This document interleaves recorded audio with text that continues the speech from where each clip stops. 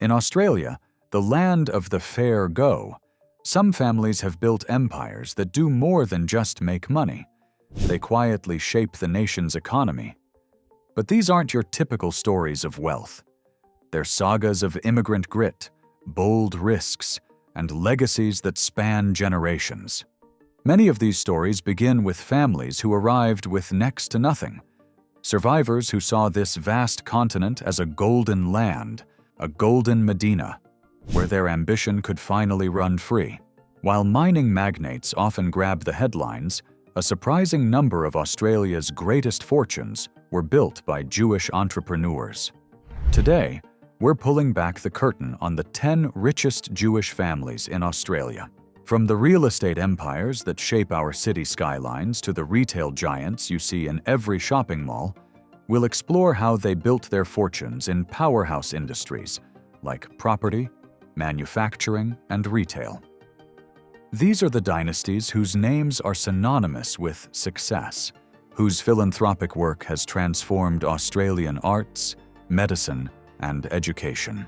And you'll want to stick around until the end, because the story of the family at number 1 involves a wild vision that didn't just create a global empire, it completely revolutionized an entire industry.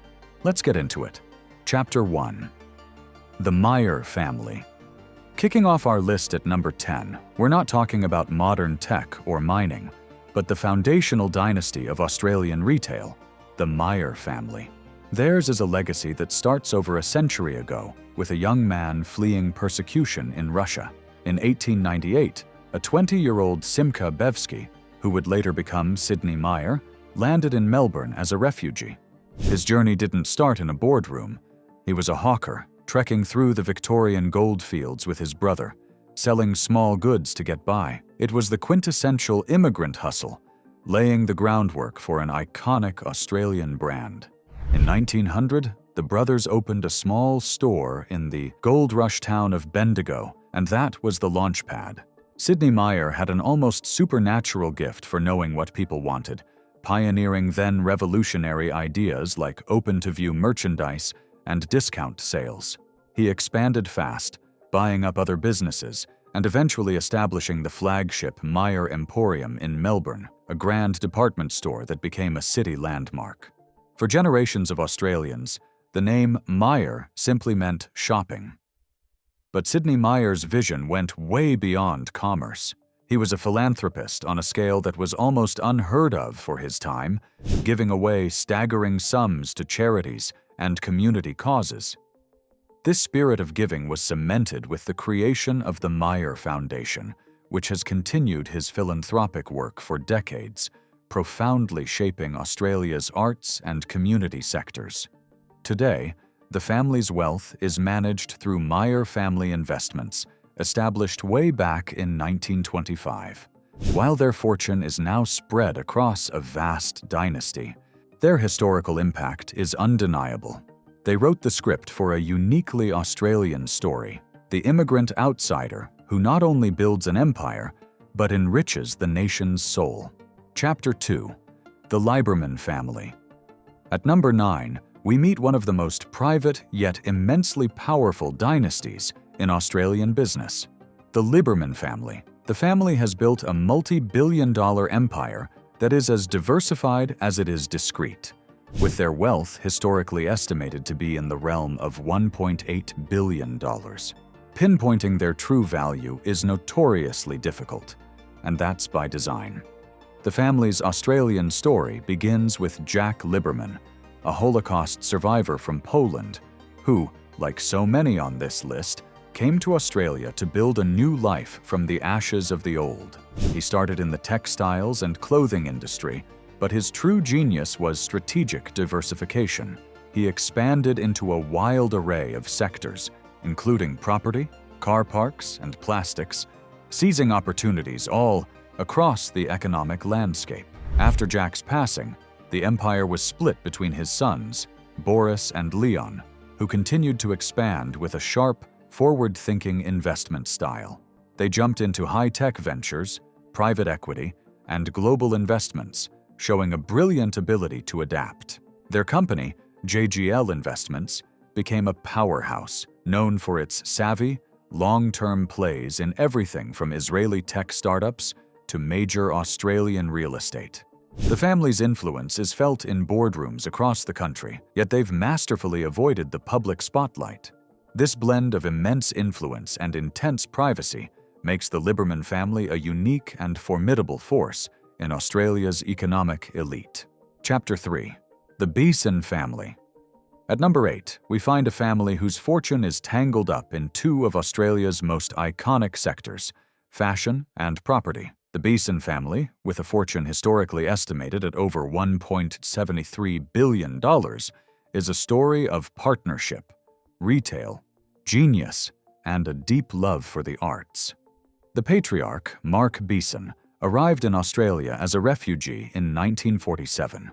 He soon met and married Eva Gandel, the sister of another future billionaire on our list, John Gandel.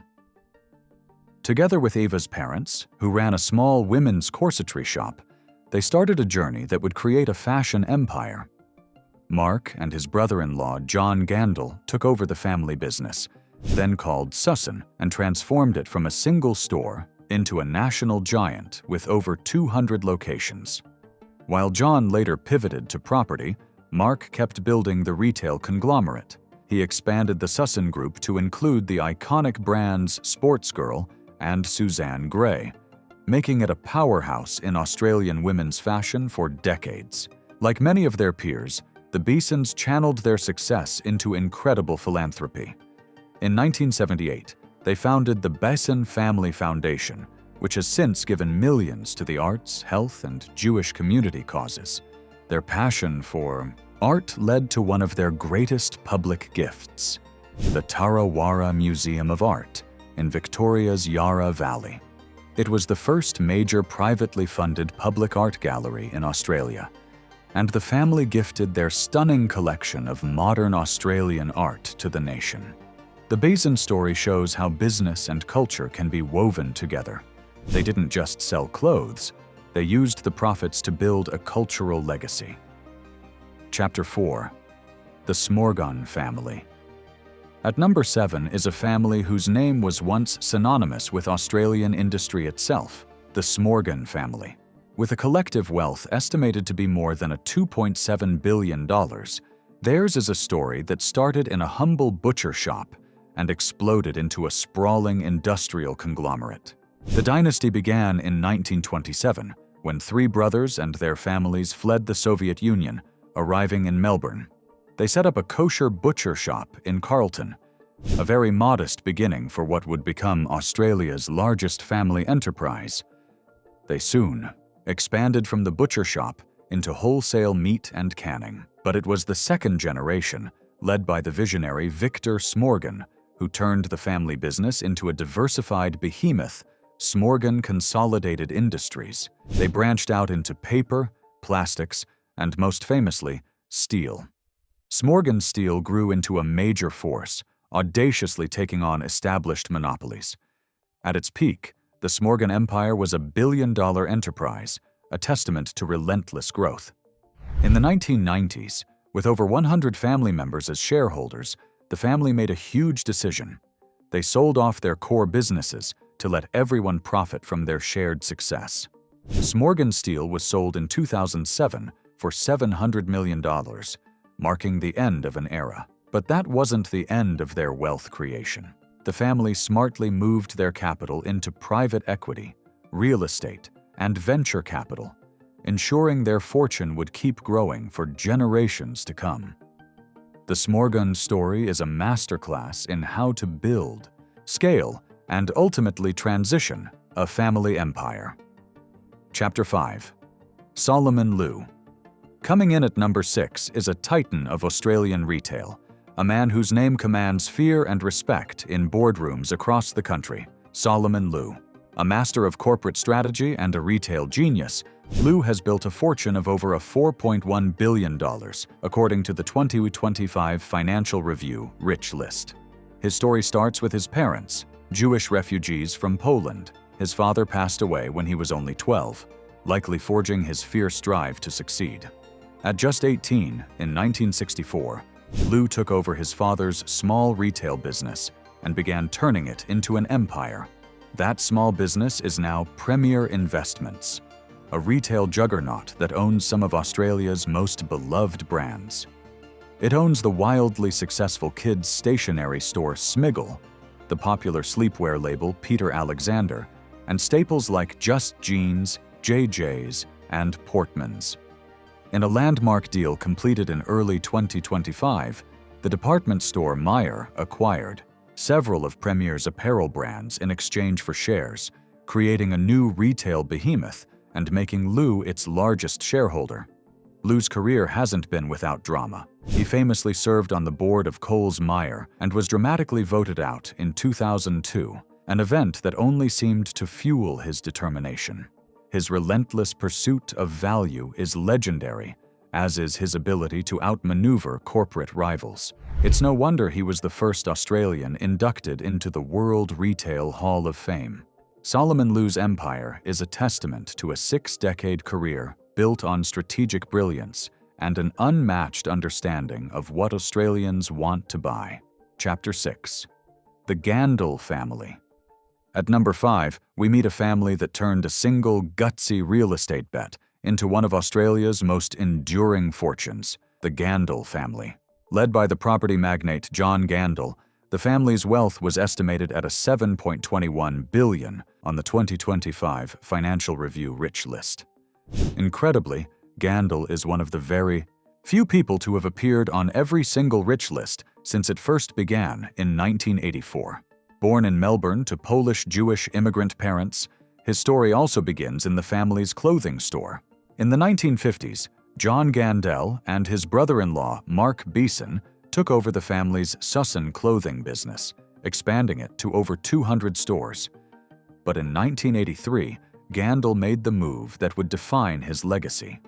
He bought the Chadstone Shopping Centre from Myer for $37 million. 2 years later, he sold his stake in Sussan to focus entirely on property. It was a stroke of genius.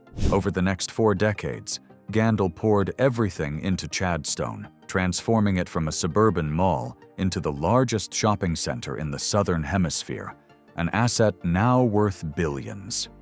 The Gandel legacy, however, is as much about giving as it is about earning.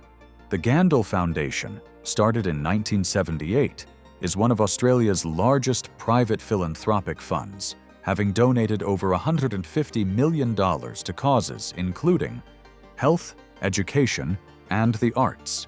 John Gandel's story proves the power of a single, visionary investment.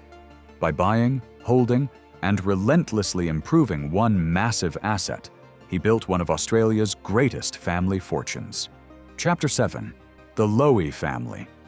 Entering the top 4 is a family whose name is woven into the social and commercial fabric of Australia and much of the world, the Lowy family. With a fortune estimated at a $10.28 billion on the 2025 Financial Review Rich List, the Lowy empire was built on a revolutionary vision of the suburban shopping center. The family patriarch, Sir Frank Lowy, is a figure of immense resilience.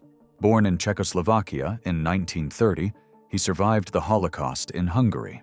After the war, he fought in Israel's War of Independence before making his way to Australia in 1952. He started his new life in Sydney, running a small delivery business, where he met another immigrant and Holocaust survivor, John Saunders. They went into business together, first with a delicatessen, before opening their first shopping center, Westfield Place, in 1959. This was the birth of the Westfield Empire. Over the next few decades, Frank Lowy steered the company's incredible expansion across Australia and then globally into the US and UK. The company went public in 1960 and grew into the world's largest shopping mall owner. A major era ended in 2018 when Lowy oversaw the sale of Westfield in a monumental $22 billion deal, Australia's largest ever takeover at the time. But this didn't stop their financial activity. Today, their private investment house, the Lowy Family Group, is run by Frank and his 3 sons. Sir Frank also gave a huge gift back to his adopted country, establishing the Lowy Institute in 2003, now Australia's leading foreign affairs think tank. The Lowy story is a powerful saga of survival, innovation, and giving back. Chapter 8. Ivan Glasenberg. At number 3, we have a titan of the global resources industry who holds Australian citizenship and consistently ranks among its wealthiest people, Ivan Glasenberg. His fortune was assessed at a colossal $13.3 billion on the 2025 Financial Review Rich List. Glasenberg is the former CEO of Glencore, one of the world's largest and most secretive commodity trading and mining companies. Glasenberg was born into a Jewish family in South Africa in 1957.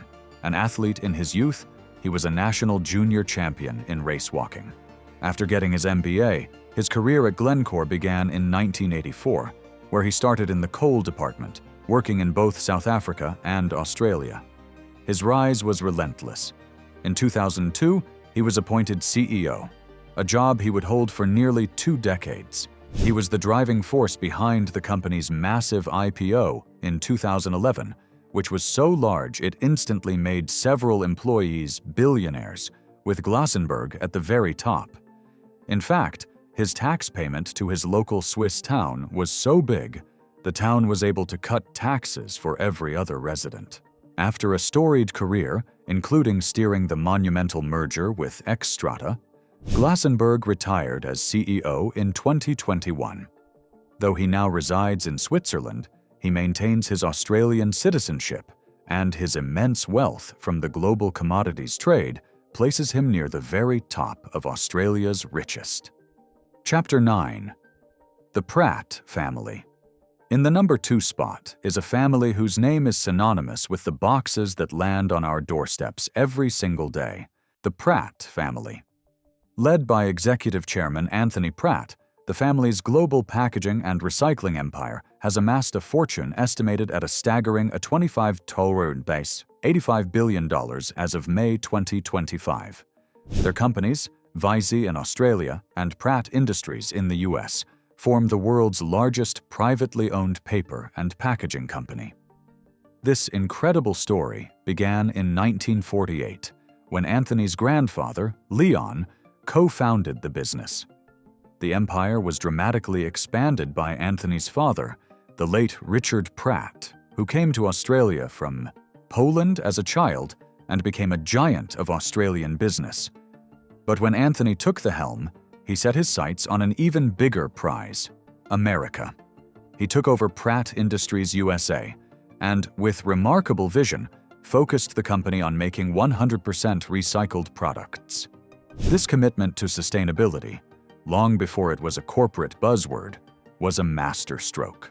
By building state-of-the-art recycling plants across the US, he won massive contracts with giants like Amazon and Walmart. Today, the combined operations of Visy and Pratt Industries are a global force. Anthony Pratt continues to invest billions to create thousands of manufacturing jobs in both the US and Australia. The family's philanthropic arm, the Pratt Foundation, also continues a long tradition of giving. The Pratt family's journey from a small Melbourne company to a global recycling juggernaut is a testament to multi-generational vision, proving that huge fortunes can be built on a commitment to innovation and sustainability. Chapter 10. The Triguboff Family. And now, at number 1 on our list, the man known as High-Rise Harry Triguboff, with an incredible net worth that surged to a $29.65 billion in May 2025, he has taken the top spot among Australia's Jewish families and sits at number 2 on the overall Australian Financial Review Rich List. His is a story of audacious vision and an unwavering belief in property. Triguboff single-handedly changed how Australians live, recognizing the potential for apartment living when most just wanted a house with a backyard. He has built over 79,000 apartments through his company Meriton, fundamentally reshaping the skylines of Sydney, Brisbane, and the Gold Coast. Harry Triguboff was born in 1933 in Dalian, China, to Russian Jewish parents who had fled the Russian Empire. He grew up in the Jewish community of Tianjin before the family immigrated to Australia after the war. After attending Scots College in Sydney and studying in England, he came back and worked a series of odd jobs, including driving a taxi and running a milk round, before trying his hand at real estate. He built his first block of apartments in 1963, and from that small beginning, the Meriton Empire was born. For over 60 years, Triguboff has shown an unparalleled genius for navigating Australia's notoriously volatile property cycles. He has built Meriton into Australia's largest private apartment developer, a company so dominant that he's been at or near the top of the nation's rich lists for decades. In recent years, he has also expanded into the hotel sector, with his Meriton Suites brand becoming the largest Australian-owned and operated hotel company. His incredible success is a testament to a lifetime of bold bets on the growth of Australia's cities, earning him the title of the undisputed king of Australian property. If you're fascinated by these stories of hidden empires and incredible fortunes, make sure to subscribe and hit that notification bell. We're always doing deep dives into the world of wealth, business, and power. And don't forget to leave a comment below. Which of these family stories surprised you the most? We love to hear your thoughts. From the goldfields of Victoria to the high-rise skylines of Sydney, the stories of these 10 families are more than just chronicles of wealth. They're a powerful testament to the resilience of the human spirit. It's striking how many of these dynasties were founded by immigrants, many of them refugees and Holocaust survivors who arrived with almost nothing. They fled persecution, and in Australia, they found a safe harbor where their entrepreneurial ambitions could take flight. Their combined fortunes, running into the tens of billions, were built on the pillars of the Australian economy: the stores we shop in, the homes we live in, and the packaging that powers our modern world. But beyond the billionaire rankings, their legacies are also written in the cultural and social institutions they've helped build. Guided by the Jewish tradition of charitable giving, known as tzedakah, these families have become some of the nation's greatest philanthropists. They've funded museums, medical research, and countless community causes, enriching the nation in ways that can't be measured in dollars alone. Their journeys from outsider to establishment, from penniless to powerful, are a vital and inspiring chapter in the ongoing story of Australia.